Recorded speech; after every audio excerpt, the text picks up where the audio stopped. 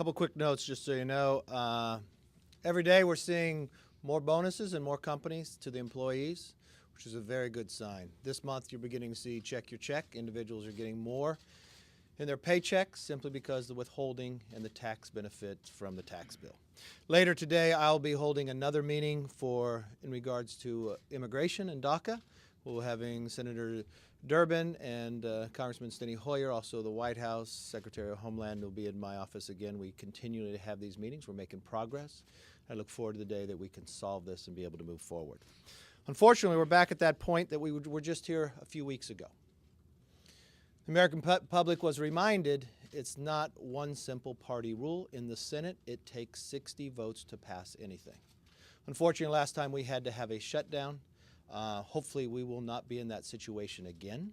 I did not find that be productive. I don't think the American people did as either. And as all of you know that during that process we had voted numerous times on the Children's Health Insurance Program. Fortunately, we were finally able to make that go forward for 6 years. We also have community health centers. We have voted on that in the House. Unfortunately, the minority party has decided to vote no on that. Hopefully we'll be able to get that through. As many of you know, we have passed all 12 appropriation bills out of this House. We had passed those back in September. First time majority has done that since 2009, the Republican majority. Unfortunately, having to have 60 votes in the Senate, those have lingered.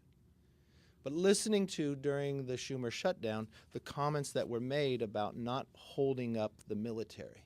And during our retreat, I would say probably one of our best discussions, we had Secretary Tillerson and Secretary Mattis talking about the readiness, talking about the future, talking about what the world looks like to actually secure our men and women and give them everything that they need for a productive and protect them wherever we need to go.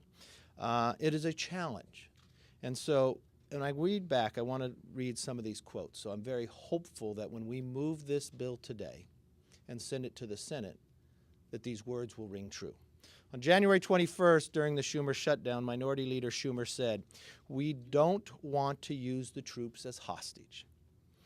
Senator Manchin said, "We want our military to be funded properly and to be able to defend us and making sure that they all have the necessary equipment and armament and all the technology they're going to need to be safe themselves." Senator Durbin said, "Let's get this right for the Department of Defense. Let's give General Mattis and the Secretary of Defense the resources he needs to spend money wisely in defense of this country to make sure we never come in second in a war." This is an opportunity.